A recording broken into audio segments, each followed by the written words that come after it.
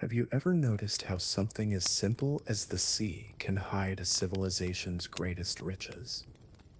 It's strange to think that, while today we have delivery services arriving at our doorsteps in minutes, there was a time when a people's entire survival depended on fragile boats and heavy nets. It seems unfair, but it was precisely from this harsh routine that one of history's most fascinating cultures was born, that of the Greek fishermen. Perhaps you've never stopped to imagine what happened before the first barley bread was placed on the table, or before a roast fish wafted its aroma from a coastal village. What lay behind it wasn't glamour, but sweat, superstition, and even fierce market battles. Curious, isn't it? The simplicity that fed thousands of people was at the same time the stage for myths, controversies, and even wars. And herein lies the paradox. The more tedious this routine seemed, waking up early, rowing, hauling nets, salting fish, the more it held secrets that shaped not only the diet, but the very identity of an entire people. What was commonplace became legacy, and what seemed merely survival became culture. Now tell me, where are you watching me from? And what time is it there?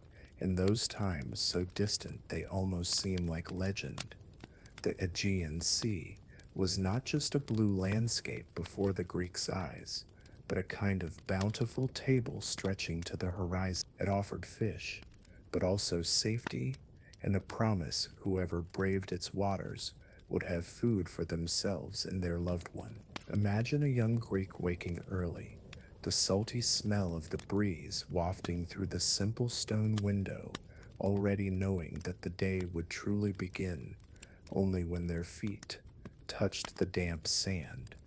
It was a life of slow, predictable cycles like the rhythmic lapping of the waves. There was no rush, no clock hands dictating time, but the sun rising and the wind changing direction.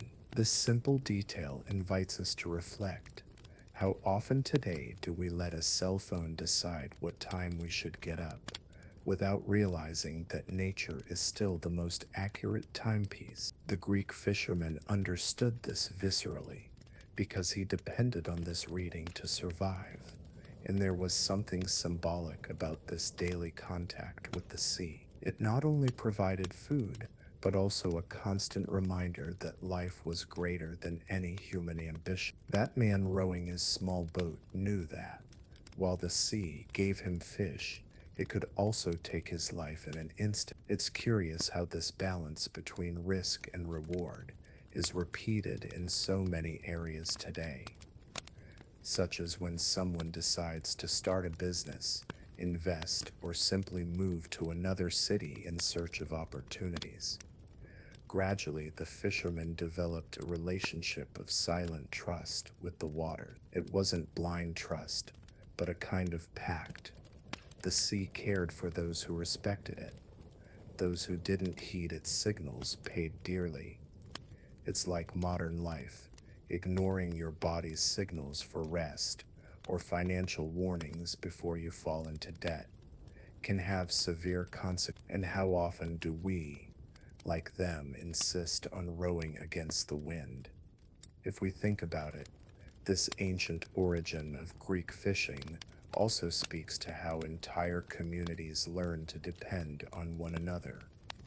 What a fisherman brought in fed not only his household, but part of the village. There was a natural sharing, albeit fraught with challenges. Today, we call this a support network. Whether it's family, friends, or even online groups that help us face personal struggles. The logic is the same. No one lives solely off what they catch alone. And it's curious to imagine how, even centuries ago, that dawn in the Aegean already held something that remains true to this day, the feeling that each day at sea was a new attempt, a new beginning. Perhaps that's why, as we delve into this story, we realize that the simple lives of the Greeks weren't so different from our own, simply shaped by different challenges. But if the beginning already holds so many lessons, imagine when we delve into the techniques, routines, and controversies that surrounded the lives of these fishermen. Greece, seen from above, resembles a mosaic broken into pieces scattered across the sea. Islands large, small, some almost invisible, all served as a foothold for men who made their living from fishing. This jagged geography was not an aesthetic detail, but a condition of life. Each hidden cove offered shelter from the strong wind, and each island became an outpost of survival. The Greek fisherman, leaving his village, knew he didn't rely solely on the strength of his arms. He also depended on the natural curves of the coast, which served as invisible walls against storm. Imagine walking through a modern city today and finding a park bench to rest on. Back then, the small bay served exactly that purpose. The sea, which could be treacherous, also offered refuge. It's interesting to note how this geography determined the pace of life. There were no paved roads, no buses running back and forth. The sea was the highway, and each island was a kind of mandatory stop. This is somewhat reminiscent of the routine of those who rely on public transportation today. The commute may be tiring, but it's where the discipline of daily life is formed. The Greek fishermen's discipline was shaped by the tides and the rocks of the coast. Over time, this environment formed entire communities accustomed to looking outward, to the horizon, and not just within the walls of their homes. Geography almost forced humanity to be open to the sea. It's as if today, living surrounded by screens and digital windows, we were invited to step outside every now and then and truly gaze at the sky. Nature, in this sense, remains a silent master. These islands and coves also favored trade. A fisherman could leave one bay and arrive in another village the same day, carrying fresh fish to sell. Trade arose from this constant movement, and with it, a network of dependencies. After all, what good would an abundant catch be if there was nowhere to dispose of the excess? This logic is very reminiscent of how modern cities function. It's not enough to produce, it must be distributed, and little by little, this geography shaped by the sea not only nourished their bodies, but also their culture. Stories of gods emerged on the beaches, rituals were performed in the coves, and life always revolved around the blue. And if geography was capable of dictating the fate of those men so much, imagine what happened when they began to better understand the species of fish that inhabited those waters. Greek fishermen would wake up hoping their nets would return full of sardines, anchovies, and mackerel. These small, simple, and abundant fish were the daily bread of their communities. The smell of them grilling on the embers mingled with the sea breeze, creating an olfactory memory that would mark entire generations. It's curious to think that, while today we treat canned sardines almost as emergency food, back then they were a true everyday treasure. The anchovy, for example, was more than a fish. It was a symbol of abundance. Simply salt and store it, and it became a kind of strategic food reserve. If you think about it, it's like when we shop at the supermarket today and fill the pantry with rice, beans, and pasta to last us the week. The difference is that they didn't have modern shelves, but clay barrels filled with coarse salt. Mackerel had a different prestige, as it was more robust and offered the feeling of a more complete meal. It was common to see families gathered around a whole fish of this type, roasted and served simply. It's funny how this custom resonates to this day in so many places in the Mediterranean, where roasted fish is still synonymous with gathering and celebration. Food, after all, has always been the backdrop to human relationships. As for tuna, oh, that was the great prize of the water, difficult to catch, but highly prized. When a boat returned with tuna, It was cause for celebration. Imagine the scene: men hauling in heavy nets, the sound of splashing water, joy etched on tired faces. Not unlike the joy we feel today when achieving something that seemed improbable, be it a new job, a dream trip, or even that sophisticated dish that seemed inaccessible. And it's interesting to note how these fish also dictated the local economy. Sardines and anchovies were cheap, accessible to almost everyone, while tuna could reach the tables of the more affluent. This social division through food continues today. While some are content with fast food others enjoy exclusive dishes in luxurious restaurants. Fish therefore carried within itself not only nutrition, but also status.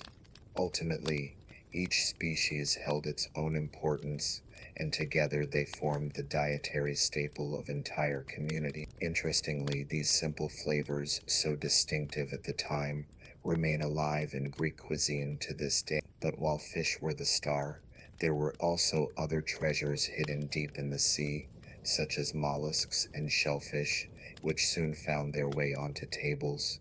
As the fish filled the nets, shellfish and mollusks emerged like small jewels hidden among the rocks, and in the shallower waters, mussels and octopus were not just food, but true delicacies that required patience and skill to harvest. The fishermen, upon returning from the sea, would often dive in silence, feeling the rocks until they found firm shells attached to the surface. It was meticulous, almost artisanal work, something we would now recall as a chef preparing a refined dish. Oysters, besides being food, also carried an aura of mystery. They were difficult to open and occasionally concealed pearls. Imagine the scene: a tired fisherman sitting by the beach, tapping a stone against the shell, unsure whether he would find mere meat or a valuable surprise. This anticipation is reminiscent of the feeling of opening an unfamiliar box or even purchasing something online, unsure whether the delivery will live up to its promise. Mussels, on the other hand, were more abundant and fed entire families. Grilled over a wood fire or mixed into simple broths, they provided sustenance and flavor. It's interesting to see how something so basic, easily found on the rocks, could become the centerpiece of a meal. Today, when someone cooks mussels in white wine, they probably don't realize they're repeating a gesture that spans centuries, dating back to the beaches of the Aegean. The octopus, on the other hand, required skill. Hunting it wasn't easy. Its tentacles clung to rocks, and it took cunning and strength to free it. Once captured, there was still the process of tenderizing it, beating it against rocks to soften the meat. This scene, which may seem strange to us, was a common part of the routine. Interestingly, it reminds us of how often we need to soften difficult situations in life before we can truly enjoy them. These mollusks, beyond their nutritional value, also had a cultural dimension. They were offered in rituals, served at banquets, and often associated with pleasure and celebration. Eating shellfish wasn't just about satisfying hunger, but about sharing a special moment. It's curious how this is repeated today. When someone gathers friends around a table with seafood, what matters less is the dish itself, but rather the shared experience. And in the end, these tiny sea creatures demonstrated that abundance didn't come from shoals alone. The Greeks' dietary diversity was the result of their creativity in exploring every corner of nature, and if even the most inconspicuous corners of the rocks offered sustenance, imagine the ingenuity they developed in creating techniques to capture these treasures underwater. The fishing techniques of the ancient Greeks reveal not only manual skill, but also creativity in the face of the limitations of the time. Imagine the fishermen, still in the twilight of dawn, adjusting nets made of plant fibers carefully tied to resist the force of the water. These nets, stretched out at sea, were like invisible webs, ready to hold the day's food. It was repetitive work, but full of meaning, like someone who prepares coffee every morning knowing it sustains their daily routine. Bronze hooks were another essential tool. Small, sturdy, and shiny, they reflected the sunlight as they sank into the water, luring fish with bits of bait. It was almost a dance between man and sea, where patience trumped strength. Interestingly, sport fishing still maintains this same spirit today, waiting, observing, and accepting that the fish's timing is never exactly ours. Over time, bronze gave way to iron, which was stronger and more durable. This change marked a breakthrough, as if it were the arrival of a revolutionary technology. Think about when we went from simple cell phones to smartphones. Suddenly, everything became more efficient, and life took on a new dynamic. For Greek fishermen, iron meant greater security of return, fewer losses, and consequently more food for their families. But the technique wasn't just about the materials, but also about the constant observation of nature. The fisherman knew where to cast his nets, recognized signs of the wind, and even the behavior of birds flying over the sea. It was like having a living manual before our eyes. This reading of nature can remind us of how we today interpret graphs, apps, or even a person's mood to make decisions. Different times, same need to interpret signals. There was also cooperation in the use of these techniques. Large nets required multiple hands, synchronized movements, and mutual trust. It was a collective effort, and each fisherman knew they depended on the other to bring in their livelihood. This idea of cooperation is repeated today in work teams, community projects, or even in families who organize to face challenges together. After all, pulling in a net full of fish alone is nearly impossible. These techniques, simple at first glance, were actually inherited from generation to generation. They weren't written in manuals, but engraved in memory in daily practice. And if hooks and nets were fundamental tools, there was another important component, the boats, which served as an extension of the fisherman's body at sea.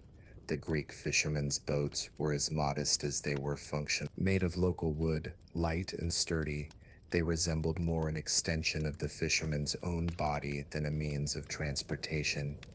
There was no luxury, just the perfect shape to float, glide, and return safely. When boarding these small vessels, men carried not only nets and hooks, but also hopes, fears, and the certainty that the sea would dictate their fate that day. These boats were designed for short voyages, which reveals a lot about the fisherman's life. He wasn't seeking to cross oceans, but to survive within known limits.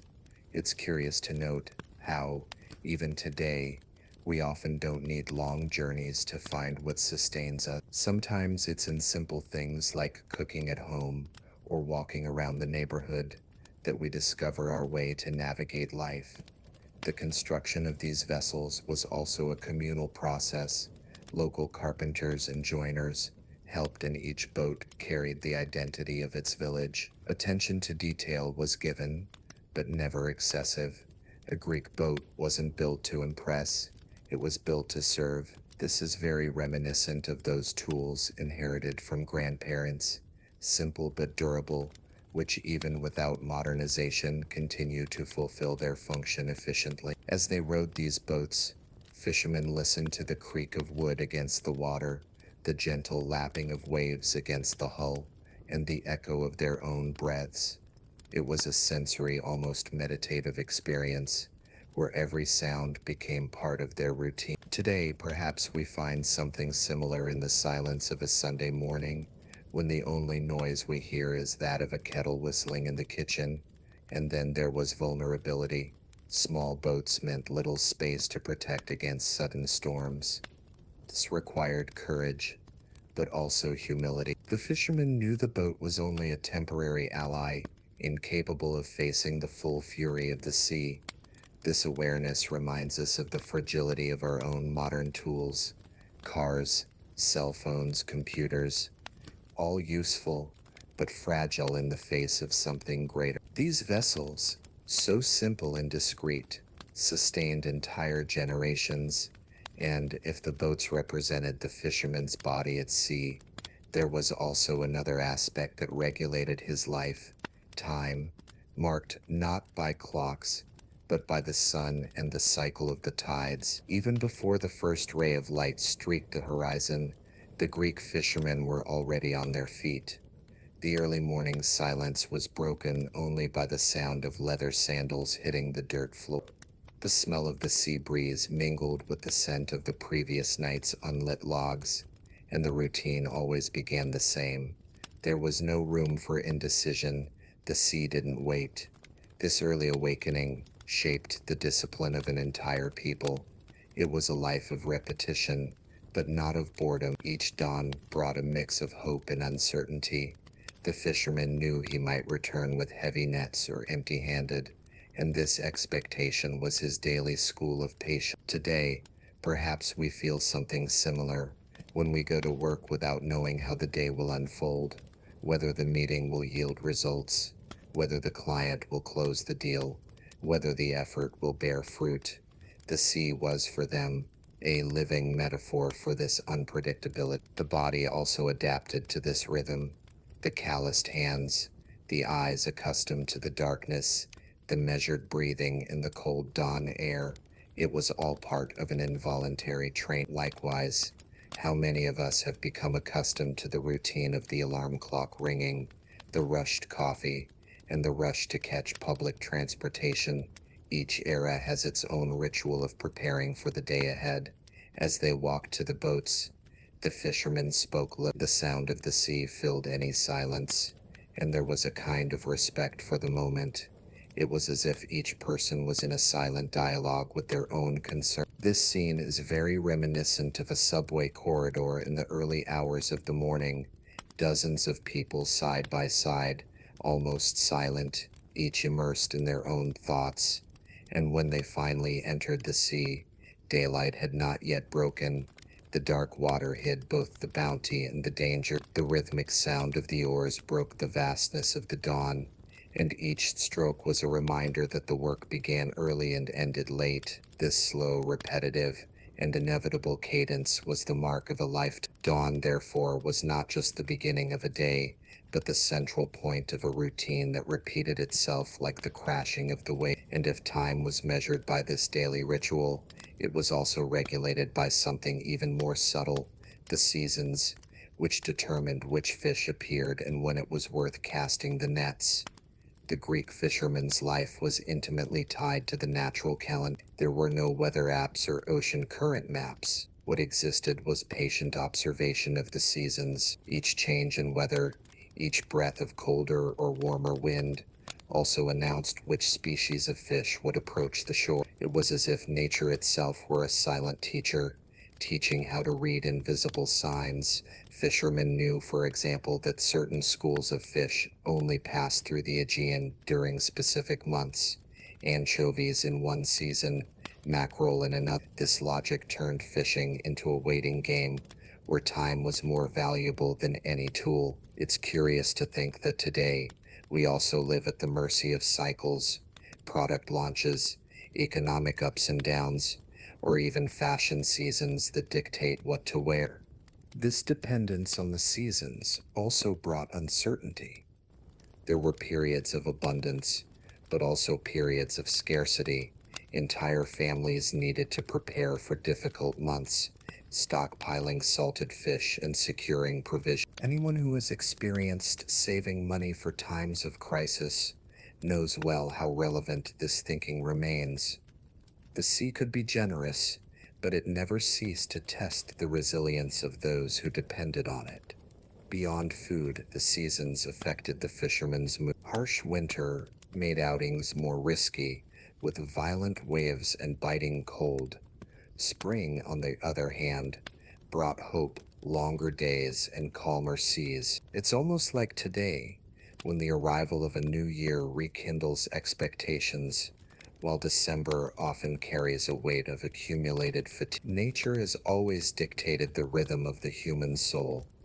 What's most fascinating is that these men didn't see the seasons as obstacles, but as part of the natural order of life.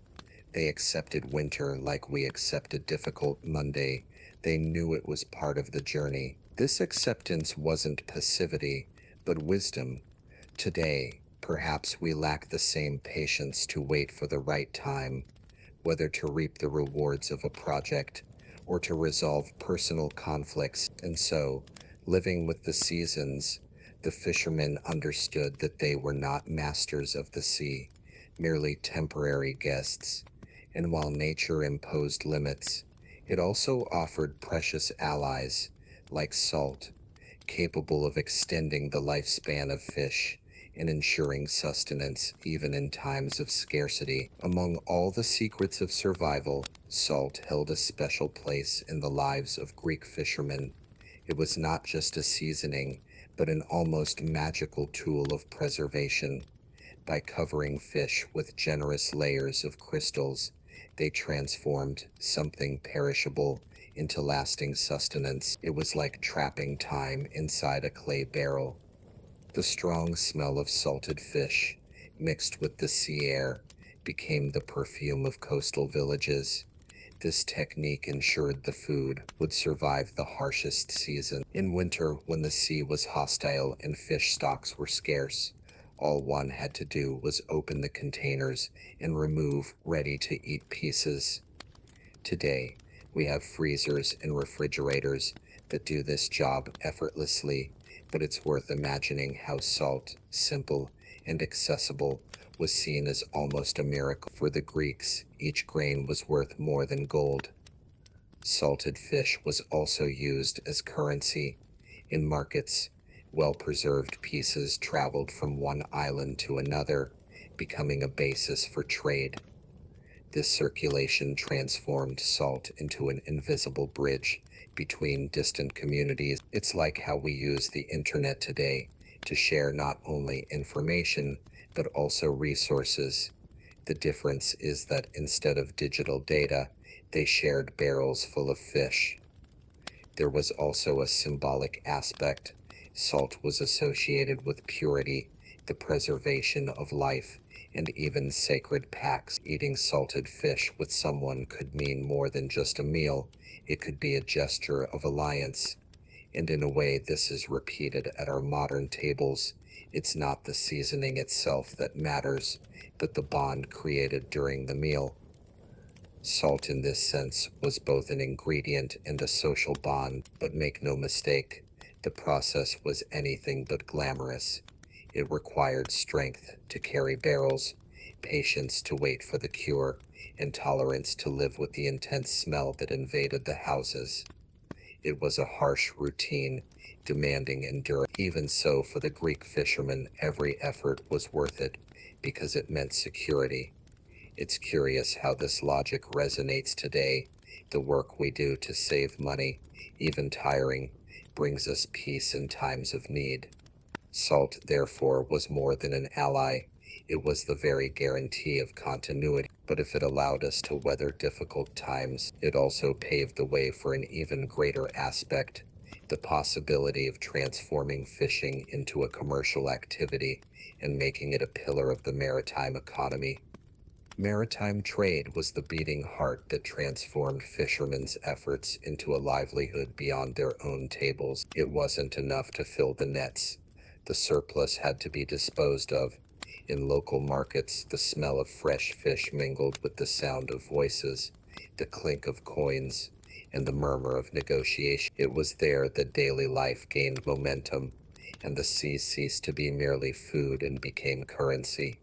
Vessels laden with salted fish traveled between islands and ports, creating a network of trade that linked distant communities. This circulation made a small coastal village far more important than its size would suggest.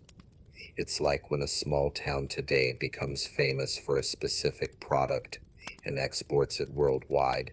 Greek fish was, at that time, a kind of trademark of the Aegean water. Trade, however, wasn't just economic. but also cultural. Along with the fish traveled stories, customs, and even recipes. A way to prepare mackerel on one island could inspire another community to adopt the same habit. This reminds us of how today's social media spreads ideas and trends in a matter of hours. In the past, it was boats laden with fish that fulfilled this role of integration. Of course, not all was harmonious. Trade also generated disputes, taxes, and resentment. Merchants and fishermen often disagreed over fair prices. This tension between producers and distributors is as old as economics itself. Today, we see something similar in the relationship between farmers and supermarkets, artists, and digital platforms. The debate over who profits more has always been present. For the fishermen, however, each coin they received represented a victory against uncertainty. The fish that once fed only their families now sustained the economies of entire cities. It's curious to imagine how a barrel of anchovies could indirectly finance the construction of temples or the maintenance of armies. Small, everyday gestures, when added together, shaped the destiny of an entire civilization. And so, amid bustling markets and laden vessels, the sea established itself as a source of wealth. But trade was only one side of this. Inside homes, far from the noise of the ports, fishing took on a more intimate form. It was the simple food that accompanied barley bread and diluted wine in everyday meals. A Greek fisherman's day almost always ended with a simple meal. The fish, fresh from the nets or pulled from the salt barrel, was roasted directly over coals, cooked in clay pots, or eaten dry after long days of preservation. The aroma spread through the stone houses, mingling with the smell of wood and sea. It was a modest dinner, but charged with meaning. Each bite recalled the struggle at sea hours before. Along with the fish, barley bread was always present. Dark, dense, and rustic, it lacked the softness of modern bread, but it was as filling as few other foods. Each bite required effort, and this was part of the value placed on food. Eating, after all, wasn't just about satisfying oneself, but also about acknowledging the weight of the work that went into each meal. It's curious how today, in the midst of fast foods and processed foods, we forget the importance of this relationship between effort and food. Wine diluted with water completed the meal. It wasn't a luxury, it was a necessity. Drinking wine neat was seen as an excess. Mixed, it became an everyday drink, refreshing and safer than water from questionable wells. This practice shows how simplicity could also be wisdom. How often do we seek sophistication today, when in fact, the solution lies in going back to basics and making things simpler? Meals were shared, and that made all the difference. Eating together wasn't just about sharing food, but also stories, laughter, and worries. It was at this moment that family and community bonds were strengthened. Today, perhaps we find something similar when we can gather the family around a table, unhurried, without cell phones, just to listen to each other. These moments are rare, but they remain the most memorable. Even though it was simple, the diet was nutritious and balanced. Fish provided protein and omega-3 fatty acids. Bread provided energy, and wine, in small doses, brought comfort. There was no excess, but there was sufficiency. This logic can teach us a lot. Instead of seeking complex miracle diets, perhaps we should be inspired by the wisdom of a menu that sustained entire generations with the bare minimum. And so, the daily routine of the table reflected the simplicity and hardship of life. But behind this apparent equality lay striking differences. While fish was a constant presence among the most humble, meat remained a luxury reserved for the few. In ancient Greece, the food served at the table spoke volumes about a person's social standing. For the most humble, fish was a daily, almost inevitable presence. Sardines, anchovies, and mussels stained most families, while red meat appeared only on festive occasions or during religious rituals. It was rare, almost a luxury. Thus, the diet of the poor consisted of seafood, while the banquets of the elite featured lamb and game as symbols of power. This difference didn't go unnoticed. Eating meat signified status, a clear mark of privilege. It's curious how, even today, certain foods carry social weight. In some cultures, access to prime cuts is still a sign of prosperity, while others are content with simpler preparations. The contrast remains vivid, simply adapted to modern time. For the fisherman, however, there was no constant resentment, but resignation. He knew his table would always be graced by the catch of the day, accompanied by dark bread and thin wine. This routine shaped his identity. It's like when, today, someone grows accustomed to certain home-cooked flavors and carries them with them throughout their lives, even when introduced to sophisticated dishes. Habit is stronger than any comparison. At the same time, fish gained an aura of it was present in poor villages, but also appeared on the tables of the wealthy, albeit prepared in more elaborate ways. This created a kind of invisible meeting point between social classes. After all, everyone depended on the sea in some way. Perhaps that's why, to this day, fish brings people together at family meals, simple restaurants, and refined dinners. This social contrast was also reflected in rituals.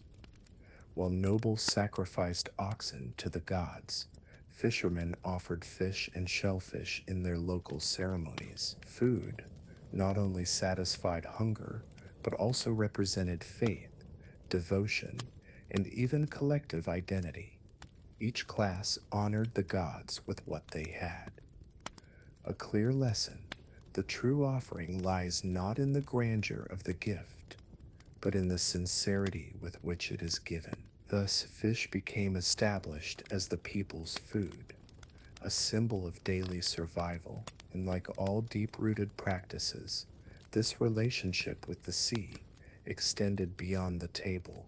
It even reached spirituality, as fishermen turned to the gods for protection in the deep waters. The Greek fisherman didn't go out to sea alone. When he climbed into his wooden boat, he carried with him murmured prayers to the god of the sea, Poseidon. This devotion wasn't a detail, but a necessity. Those who lived daily in the deep waters knew that a simple oversight could cost them their lives. So before rowing, many would light small offerings or throw a handful of grains into the sea, believing that this would earn the benevolence of the Lord of the ocean. The relationship with Poseidon was one of respect and fear.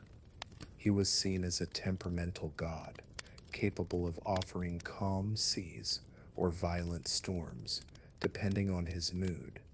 Imagine living like that, knowing that every fishing trip was also an act of faith. It's like when we prepare for a big meeting or an important exam. Even though we're confident in our preparation, we often resort to a ritual, be it a prayer, a favorite song, or even an amulet. Mythological stories reinforce this connection. Stories of Poseidon brandishing his trident and raising gigantic waves against those who challenged him.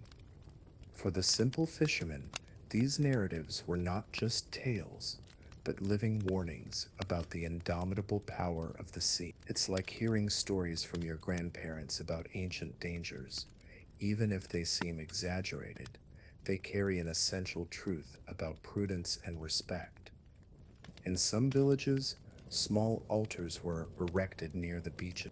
There, fishermen and their families would leave fish, flowers, or even pieces of bread as offerings. These rituals not only sought divine protection, but also united the community around a common faith. Today, We can recognize something similar when communities gather around religious traditions or local celebrations, strengthening invisible bonds. Interestingly, the spirituality also served as a source of courage. Knowing that a powerful god was nearby, albeit invisible, gave the fishermen a sense of companionship in the face of the vast unknown. And this reminds us of how, even in modern times, we seek strength in something greater, whether in faith, science, or our own personal belief. What matters is not the form, but the feeling of not being alone. And so mythology was not just a collection of stories, but part of the practical routine of those who lived from the sea. Every prayer, every offering, every respect for the invisible was also a form of survival. But beyond prayers, there was another striking element in the lives of these fishermen: everyday superstitions, small gestures that they believed could decide the success or failure of a fishing trip. Before setting out to sea, the Greek fisherman observed more than just the sky and the wind.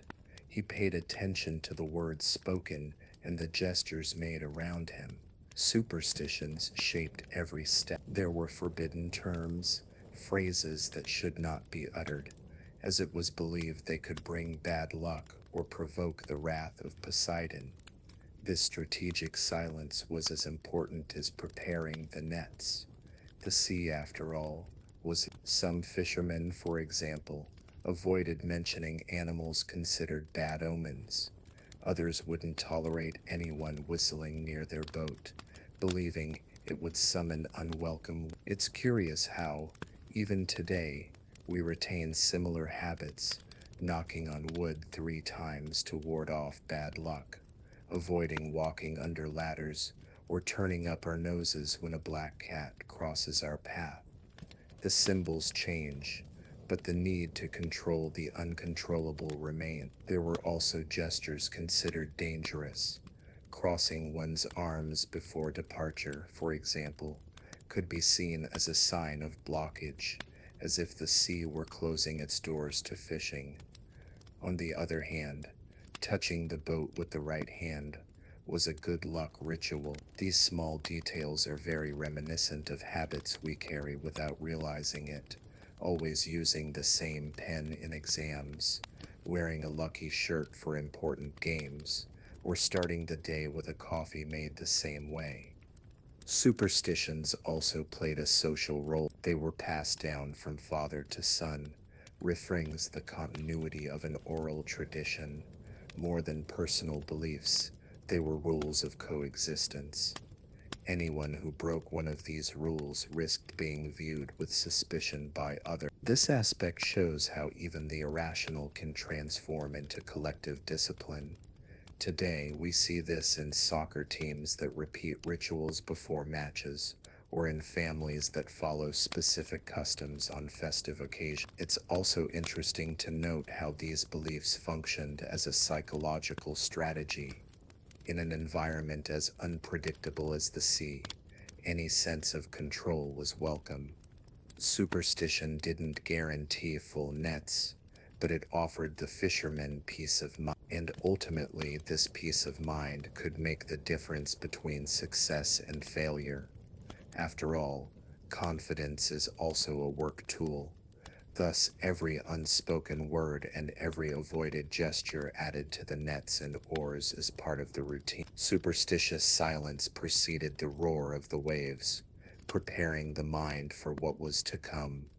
And if the day demanded respect for words, there were also nights when the secret lay in the darkness itself, when fishermen cast their nets under the dim light of the stars, when the sun sank behind the hills and darkness descended on the horizon. Many Greek fishermen didn't stop their work. It was precisely then that the sea revealed a different face.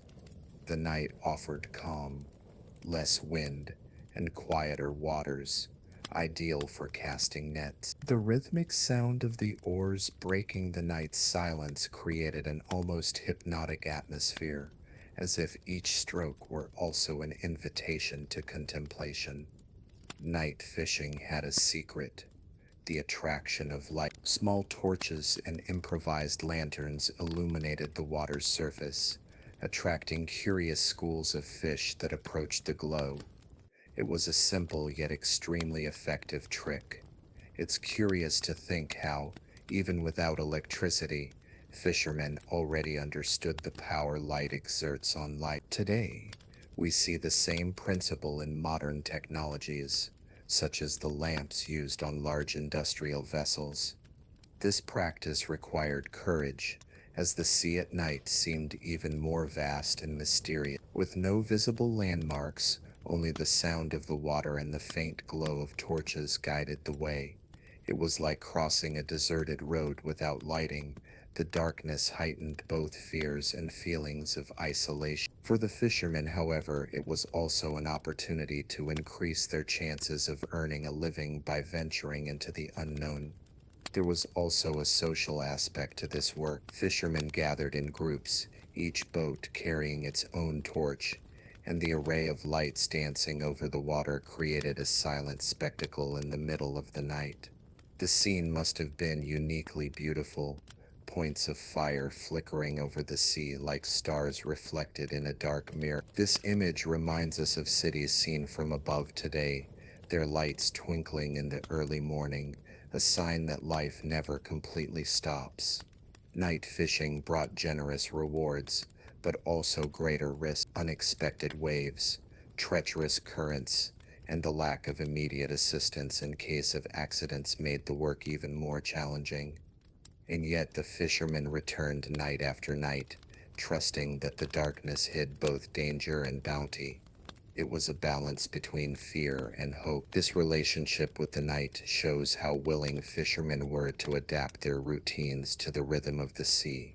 What mattered wasn't the time on the clock, but the moment the sea offered its bounty. And if torchlight was a secret weapon in the dark waters, there were also other ingenious ways to illuminate the way, techniques that transformed the act of fishing into a veritable spectacle of fire on the sea. The torches were prepared on dry land, made of dry wood and wrapped in slowly burning resin. When lit, they cast a yellowish light that danced with the wind. Placed on the bows of the boats, they reflected off the dark water, creating a mesmerizing contrast. The fish, curious or confused by the glow, approached in schools, becoming easy prey for the fishermen. It was a blend of practical ingenuity and visual spectacle. This technique demonstrated how humans learn to use natural elements to their advantage. Light, so rare at night, became silent bait. It's interesting to see how human creativity is born of necessity. Today, we see this in technology. We use bright screens to attract attention, illuminated storefronts to attract customers. Ultimately, we continue to shine lights to attract attention, just as fishermen once attracted fish. The nighttime atmosphere, with the flickering torches, must have been almost magically beautiful. Imagine the silence broken only by the crackling of the fire and the distant sound of the wave. It was a scene at once dangerous and enchanting. Anyone who has camped on dark nights knows the feeling of seeing a bonfire illuminating the surrounding void, warmth and mystery in equal measure. For the Greek fishermen, this same fire was both a guide and a trap. But it wasn't just a matter of beauty. The technique required skill. The flame needed to be kept alive, protected from wind and water. One mistake, and darkness would once again engulf the boat. This dependence on the flame draws a parallel with our lives today. How often do we also need to protect small flames of motivation or hope, knowing that without them everything around us seems too dark? The torches had another function. They helped fishermen locate each other at sea. Several illuminated boats created a network of fire points, allowing cooperation and safety. It was as if they formed a moving constellation over the water. Today, we see something similar when car lights illuminate roads at night, each bright spot reminding us that we are not alone on our journey. Thus, the lights served not only to attract fish, but also to unite people, give courage, and guide journeys. And as fishing grew as an economic activity, this device became part of larger discussions, especially when traders and fishermen began to disagree over prices and advantages. In the markets of Greek cities, fish wasn't just food, it was a source of heated debate. Fishermen, after exhausting nights at sea, arrived at the ports, hoping for fair compensation for their efforts. But they often found merchants ready to bargain for every coin. The strong smell of fresh fish mingled with the sound of raised voices, a scene as common as it was inevitable. The sea nourished, but it also generated conflict. Taxes levied at ports were another source of friction. Local authorities demanded their share of each load of fish, making life even harder for fishermen. For them, it was like swimming against two currents at once, the sea and bureaucracy. It's curious how this dilemma has endured for centuries, as today's small producers, vendors, and even app-based drivers still complain about fees that seem to stifle their earnings.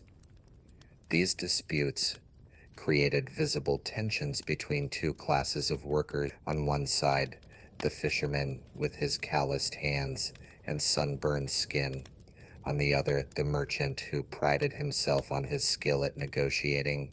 Each believed he had greater value in the process. This clash is so current that we can recognize it in almost any profession. Those who produce believe they carry the burden. Those who sell claim that without them, nothing circulates.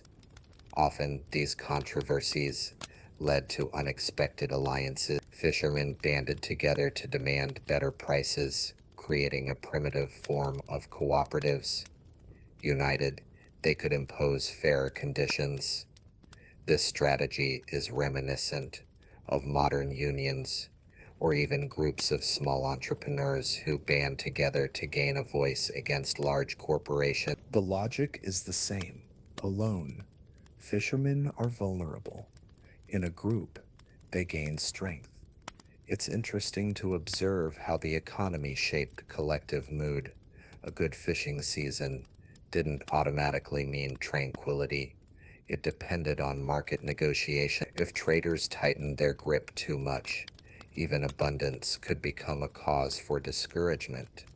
This detail shows how prosperity lies not only in production, but in being able to transform the fruits of labor into concrete reward. And even amidst so many disputes, there was one undeniable fact.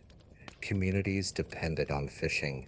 Conflict at its core was a sign of interdependence, and if markets were the scene of clashes, in the villages, fish played an even more profound role, sustaining not only the economy, but the very survival of entire families.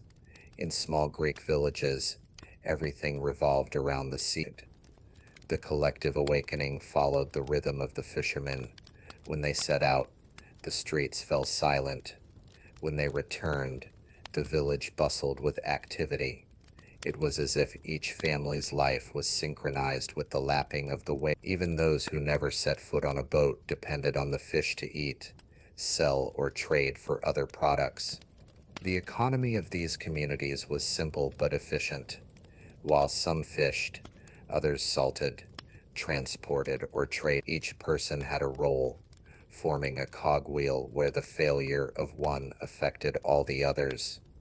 This logic is very reminiscent of today's small neighborhoods, where each bakery, butcher shop, or grocery store keeps the local routine alive. When one closes, the entire balance is altered. Dependence on the sea went beyond food. Religious festivals, stories told at night, and even popular proverbs were directly related to fishing. The sea was the central setting of collective memory. It's curious how even today some cities are defined by their relationship with nature.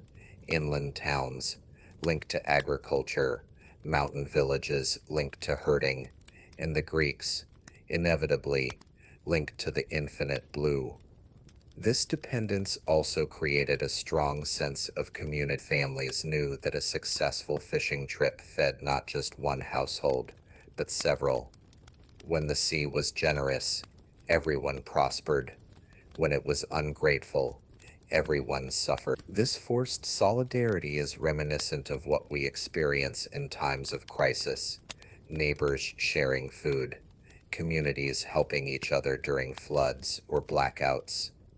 Collectivity is born of necessity. At the same time, this relationship of dependence was also one of vulnerability. A storm that destroyed boats could put the entire village at risk. It was as if the community lived on a constant line between abundance and scarcity.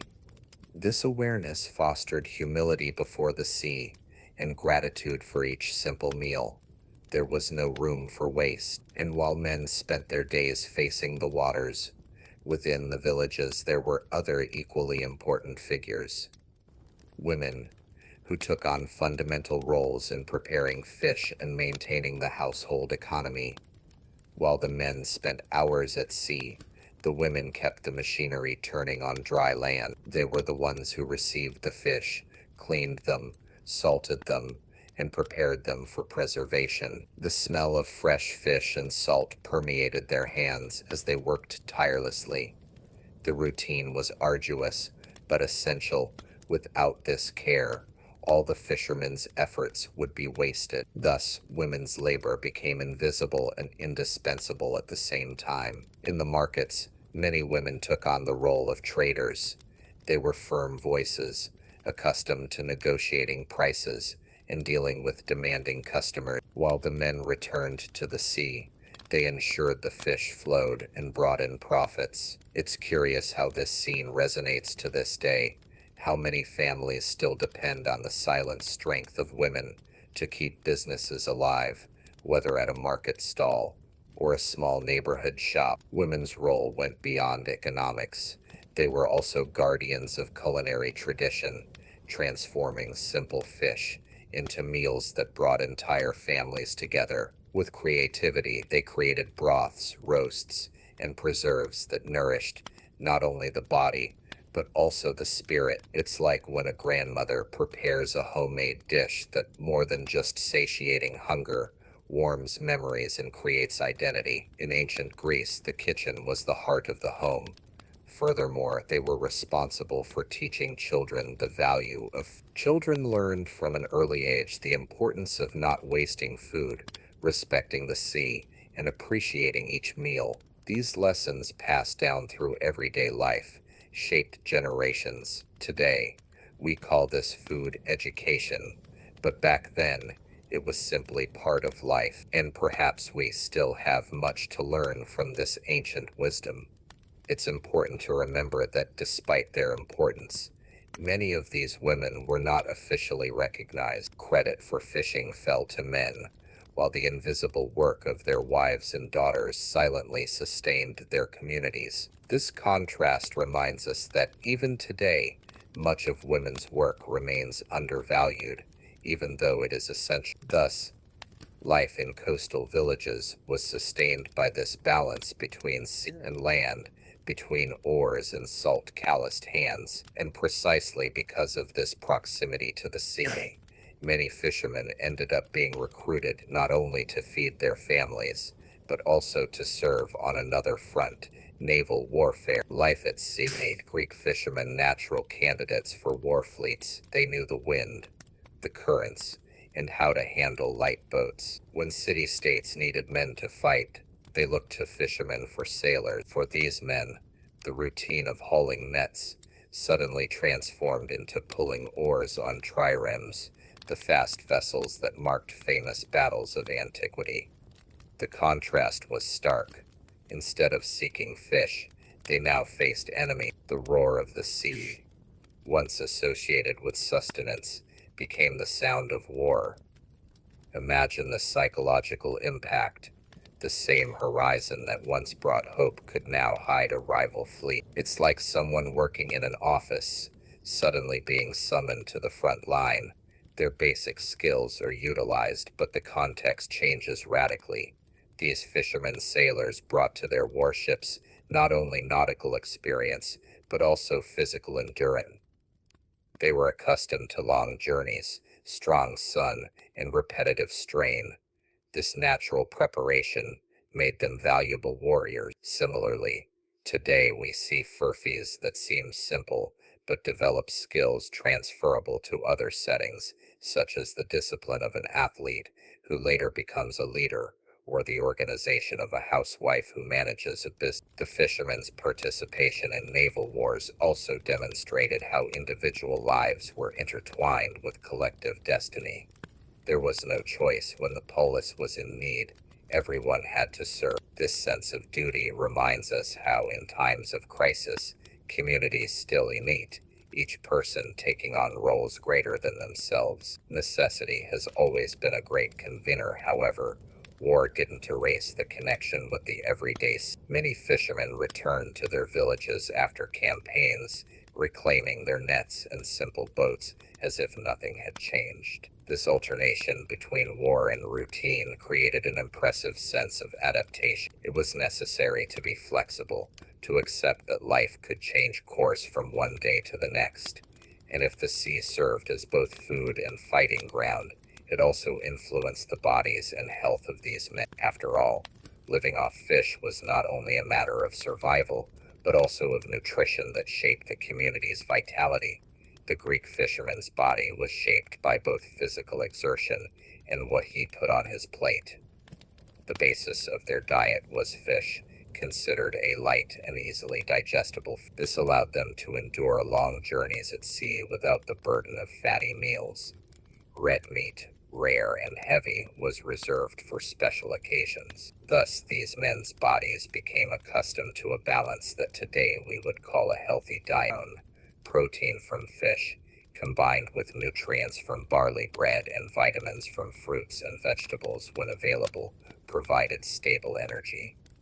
It's interesting to note how this simple diet anticipated many principles valued by nutritionists. While we search for miracle diets, the Greeks already lived functionally because there was no other option. Their bodies were living proof of this efficient simplicity. Regular fish consumption also influenced physical endurance. Strong arms, a calloused back, and firm legs were sustained by lean proteins and healthy fats. There were no gyms, but there was daily effort. It's curious to think that while today we pay to lift weights, they gained muscle by carrying nets, pulling oars, and living naturally. The body was an inevitable consequence of lifestyle. There was also a cultural perception that fish brought mental clarity. Some philosophers commented on the lightness of this diet, linking it to a willingness to engage in intellectual work. It almost parallels our current search for foods that improve concentration, such as coffee or supplements. For them, fresh fish and brown bread were enough. This diet shaped not only individuals but entire communities. Children grew up accustomed to the strong flavors of salted fish, and this was reflected in their resistance to disease. Health was seen not as a luxury, but as a direct consequence of what one ate every day. Today, in contrast, we face modern problems precisely because we have access to excess. Thus, fish was not only sustenance, but a source of vitality and balance, and while it nourished the body in everyday life, it also found its place in rituals and ceremonies, where it was elevated to the status of an offering to the gods. In ancient Greece, fish didn't just stop at the fisherman's table, it also passed through the temple gates. In rituals, it was offered to the gods as a sign of gratitude and a request for protection. The fisherman, in giving up part of his catch, saw it not just as food, but as a sacred gesture. It was like returning to the sea, through the gods, a fraction of what he had received. The smell of fish burning on altars mingled with incense, creating a solemn atmosphere. These offerings carried enormous symbolic weight. It didn't matter whether it was a simple anchovy or a more valuable tuna. What mattered was the intention behind the gesture. This practice demonstrates something profound. The value wasn't in the quantity, but in the gift. Today, we see something similar in simple donations, that even small ones can transform realities. The gesture itself has far greater power than the size of the contribution. Fish was also a staple at religious banquets. During feasts honoring sea deities, communal tables were laden with seafood dishes. The meal ceased to be simply about nutrition and became a celebration of life. It's curious how this concept remains alive in so many cultures. Food as a bridge between the human and the divine, between the individual and the community.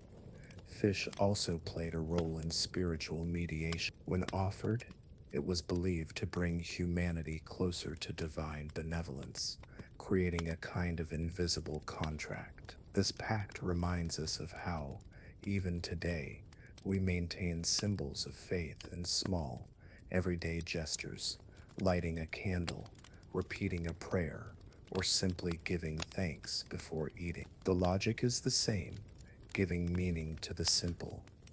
Beyond its religious aspect, the offering of fish reinforced collective identity. Everyone shared the same practice, regardless of social class. The humble fisherman and the wealthy citizen found common ground in devotion. This unity around a single food demonstrated how food has always been more than sustenance. It was also culture and faith. Thus, fish crossed borders, from cuisine to religion, from plate to altar. But while there were similarities in devotion, there were also regional differences, with each island and city-state developing its own fishing and food practices. Greece's geography, fragmented into islands and jagged coastlines, also created different ways of making a living from fishing. On the islands, fishermen needed lighter, more agile vessels, capable of maneuvering between rocks and narrow coves. On the mainland, the more open waters required robust boats and techniques adapted to the current. Each region developed its own way of dealing with the sea, as if the environment were a teacher imparting different lessons to each student. The islands, for example, were rich in diving tradition. There, fishermen and even women divers ventured into shallow waters to collect sponges and mollusks. This practice required stamina and courage, transforming the human body into a fishing tool. On the mainland, by contrast, large nets cast into deeper waters, designed to capture entire schools of fish, predominated. It was a difference that reflected not only the environment, but also the mentality of each community. These regional peculiarities also created strong identity. On certain islands, octopus fishing became almost a trademark, with techniques passed down from generation to generation. In larger ports on the mainland, the tuna trade dominated the square. It's like today, when cities are recognized for their traditional dishes, Berlin for acai, Naples for pizza, or Salvador for acarache. Tradition is shaped by the territory. The differences were even evident in the cooking style. On the islands, fish was often prepared with local herbs, while on the mainland, grains and richer broths were common. This demonstrated that the sea influenced not only the catch, but also the table. The same fish could have completely different flavors depending on where it was. This diversity also provided a source of exchange. Fishermen traveled, learned new techniques, and brought different practices home.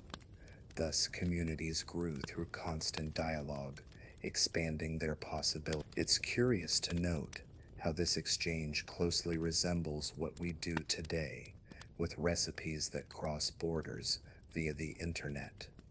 A cooking video can change the menu of someone on the other side of the world, just as a boat trip changed the diet of a village. These regional differences enriched Greek maritime culture and demonstrated that there was no single way to live from the sea. Each region held its own uniqueness, which was also preserved in the stories told and recorded by poets and philosophers of the time. The figure of the fisherman appeared not only on beaches and in markets, but also in the words of great Greek thinkers. Homer, in his poetry, described men of the sea facing the waves as if facing fate. Hesiod, when discussing rural life and work, included fishing as part of the natural order of things. Aristotle, a keen observer of nature, wrote about fish, habits, and even techniques, transforming simple everyday life into objects of philosophical reflection. For these authors, the fisherman symbolized the austere life, made of effort and patience. He was the image of man in direct contact with nature, without luxuries, with only the necessities of life. This simplicity, which many today seek in philosophies of minimalism or slow living, was already represented in texts written over 2,000 years ago. The fisherman was, unknowingly, a living metaphor for the virtue of moderation. Homer, for example, described the sea as a setting for trials, where the fisherman became a silent hero. There was no glory in his struggle, only necessity. This view contrasts with today's idea of heroism, but it offers a powerful lesson. True courage often lies not in grandiose deeds, but in enduring the repetition of the same tasks, day in and day out. Aristotle, in turn, used examples from fishing to illustrate concepts of observation and method. By analyzing marine species, he showed how nature followed understandable patterns. This attention to everyday detail is reminiscent of modern scientists, who, from small observations, build immense theories. The fisherman, without realizing it, was part of the philosopher's living laboratory. What's most fascinating is that these accounts brought the reader closer to ordinary life. By including the fishermen in their stories, the philosophers recognized the importance of those who lived outside palaces and academies. It's like how we value real stories of simple people today, who inspire as much as great leaders. Everyday life always has something to teach. And if the fisherman was remembered by poets and philosophers, his practices were also preserved. Among them, his careful conservation of fish, which required creativity to overcome the challenges of time and distance. Preserving fish was a matter of survival. It wasn't enough to catch in abundance. It was necessary to ensure that the food would last for days, weeks, or even months. Salt was the best known method, but not the only one. Many fishermen immersed their fish in containers filled with oil, creating a protective layer that sealed the food from the air. Others preferred vinegar, which not only preserved but also enhanced the flavor. Each technique revealed ingenuity given the limitations of the time. The use of oil, often olive oil, was especially valued. It created a natural barrier against decay, and as a bonus, added nutrients. It's curious to think that, while today we buy sophisticated preserves in supermarkets, the Greeks already made artisanal versions in clay pots. What for them was a necessity, for us has become gourmet. Vinegar had another advantage. It acted as a natural antiseptic. By immersing the fish in its acidity, it slowed the growth of bacteria and extended the shelf life. Furthermore, the acidic flavor blended with the salty taste of the fish, creating combinations that likely surprised the palate of the time. This practice demonstrates how culinary creativity often arises from scarcity. These techniques also reveal how conservation was not just individual, but collective. Large containers of preserved fish circulated among families and villages, serving as a common reserve. It's as if each community had its own shared pantry. Today, we see something similar in community gardens or collective consumption groups that share produce. The logic of sharing remains alive. It's important to note that preserving fish meant more than storing food. It ensured independence. In months when the seas became hostile, well-prepared provisions made the difference between security and scarcity. This same logic applies to modern life. When we save, conserve energy, or cultivate discipline, we are building our own reserves against life's storms. And while salted fish, whether in oil or vinegar, sustained practical life, there was also room for pleasure. Some seafood, such as octopus and squid, were prepared in special ways and occupied a prominent place in everyday cuisine. Among the various seafood, octopus and squid occupied a special place on the Greek table. They were considered delicacies due to their distinctive flavor and texture, but at the same time, they were part of the daily routine of coastal communities. It was not uncommon to find fishermen beating octopus against the rocks to tenderize the meat before the dry sound of the tentacles against the rock mingled with the sound of the waves, creating a peculiar music of everyday life. The octopus, once tenderized, could be grilled over a wood fire or cooked in simple broth. The squid, in turn, was often stuffed with grains or local herbs, creating dishes that balanced sustenance and flavor. It's curious how these recipes, born of necessity, still appear on sophisticated menus around the world. What was commonplace for the fishermen has taken on the air of fine cuisine for us. These foods also had a social function, served at collective gatherings.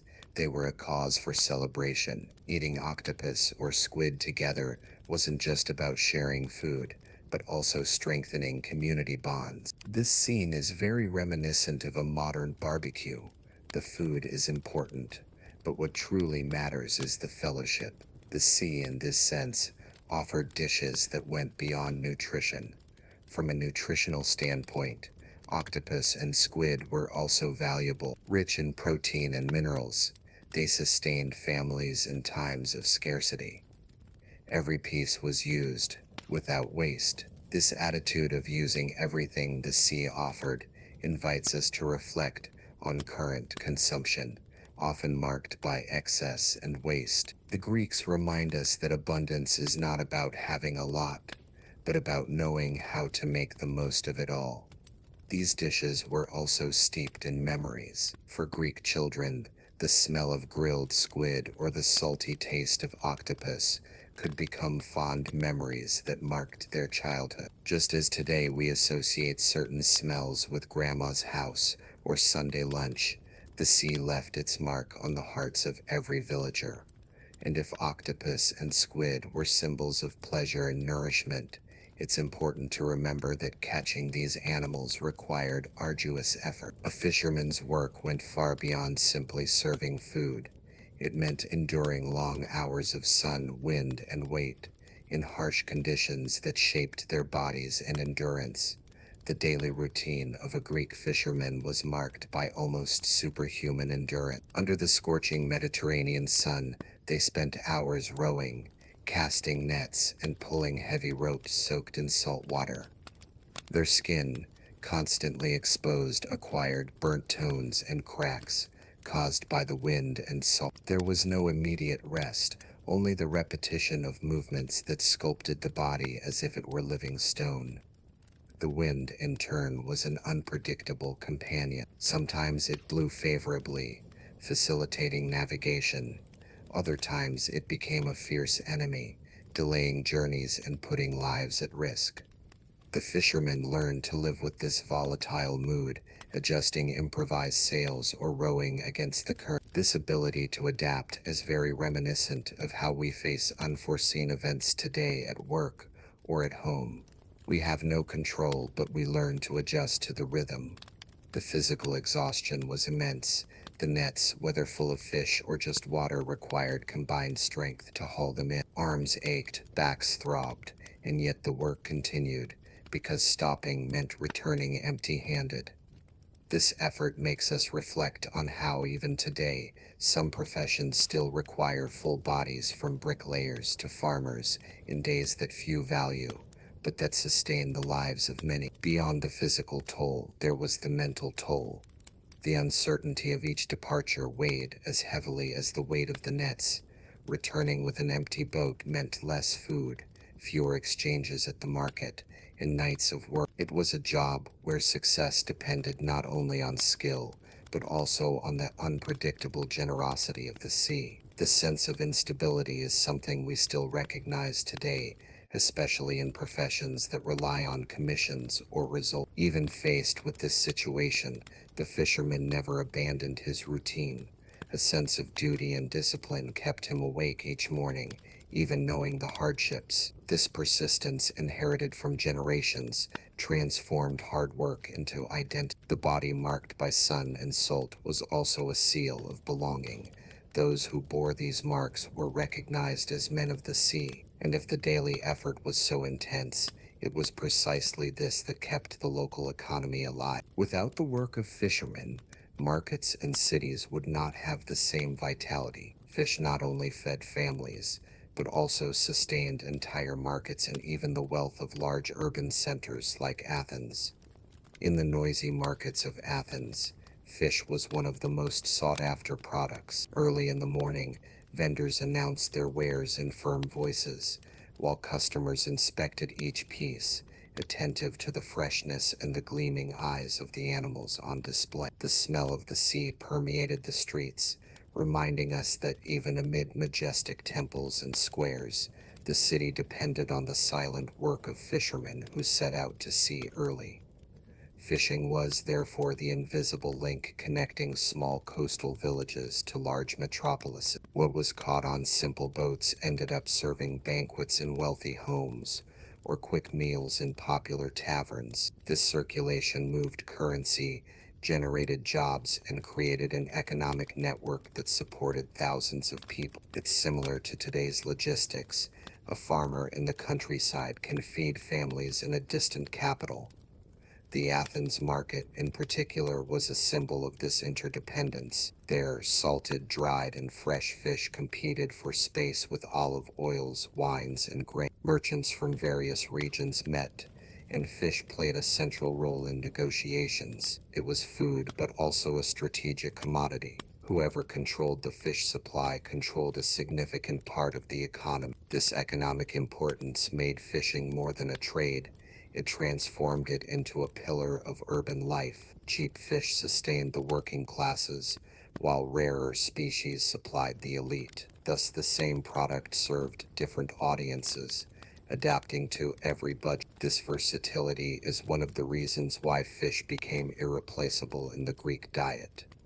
It's interesting to see how the efforts of an anonymous fisherman casting his net into distant waters could directly impact the daily life of an entire city. The fish that fed a child in Athens was actually the fruit of the sweat of someone who might never have set foot on those busy streets. This invisible network of connections still surrounds us today, as we consume products without knowing the history of their creator. And while fishing was so essential to the local economy, it also suffered from external factors. In times of war, maritime blockades could paralyze markets and put entire communities at risk. The sea once again demonstrated its dual face, a source of wealth in times of peace, but also a strategic target in times of conflict. As war approached, the sea, once a source of livelihood, became the stage for military strategy. Maritime blockades were common, preventing fishermen from moving freely between ports and islands. Boats that once carried fresh fish and preserves to markets were now under surveillance or even confiscated. For coastal communities, this meant immediate scarcity, full nets with nowhere to sell, or worse, empty nets and entire families without food. These blockades were a silent weapon as powerful as open field battles. Cutting off access to the sea suffocated the economy of an entire city-state. For the fishermen, each outing became a calculated risk, Returning with fish was a victory, but returning alive was considered enough. It's similar to current situations where political or economic crises paralyze entire sectors, leaving workers without a way out even if they're not to blame for the conflict. The psychological impact was also enormous. The sea, which represented freedom and hope, suddenly became an invisible prison. The fishermen felt the contradiction firsthand. They depended on the sea, but were forbidden from accessing it. This sense of powerlessness is very reminiscent of what we feel in times of restriction, when external circumstances control our routines and limit our choices. Many fishermen faced with this situation ended up being forced to serve in military fleets. Their skills, once used to support families, were diverted to fueling war machines.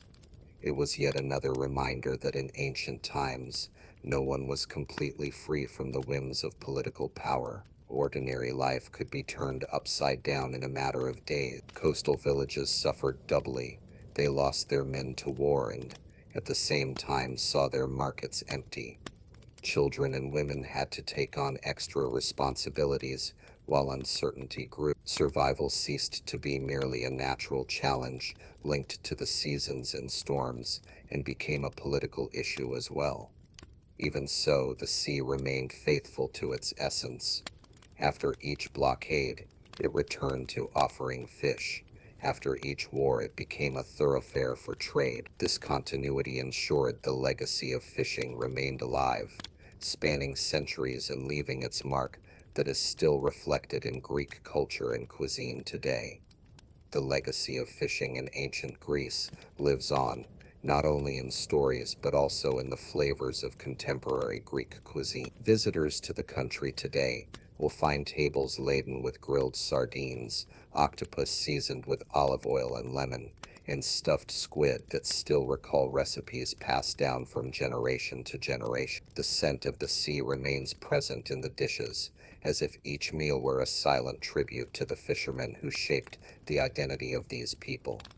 Fish is not just food, but part of the Greek soul. In seaside taverns, entire families gather to share simple dishes, accompanied by wine or ouze. In scenes that echo the daily life of ancient coastal villages, the tradition of eating together, of transforming food into a social bond, remains as strong as in the days when fish was shared among neighbors after a good catch. This legacy is also evident in its symbolism. The sea continues to be a protagonist in popular songs, traditional tales, and even modern tourism. Greece, with its crystal-clear beaches and harbors filled with colorful boats, still breathes the same air as its ancestors. It's as if the past hasn't been erased, but merely changed its clothes, keeping its essence alive.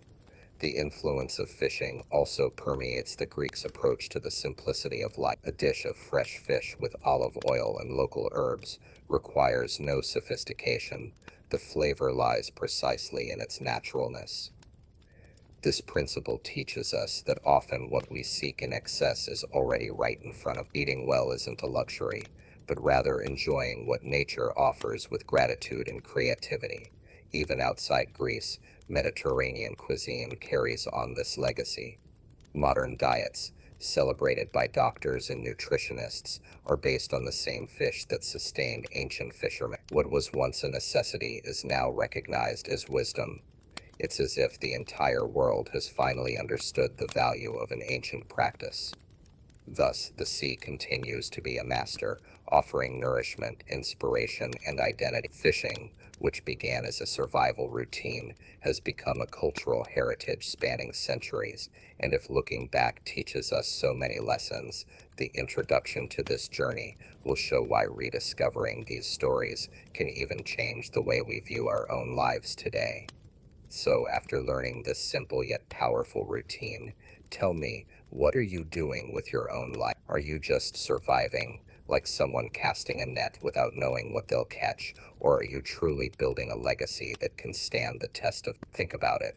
If Greek fishermen with fragile boats and calloused hands managed to create a culture that still influences our diet and customs today, What can you, with all your modern resources, achieve? Maybe it's time to review your habits, adjust your routines, and learn to see value in what seems repetitive or boring. It's in small daily actions that the biggest transformations lie hidden. What can you start changing today? Leave a comment below. What was the biggest lesson you learned from this story? I'd love to hear how this reflection has impacted your life.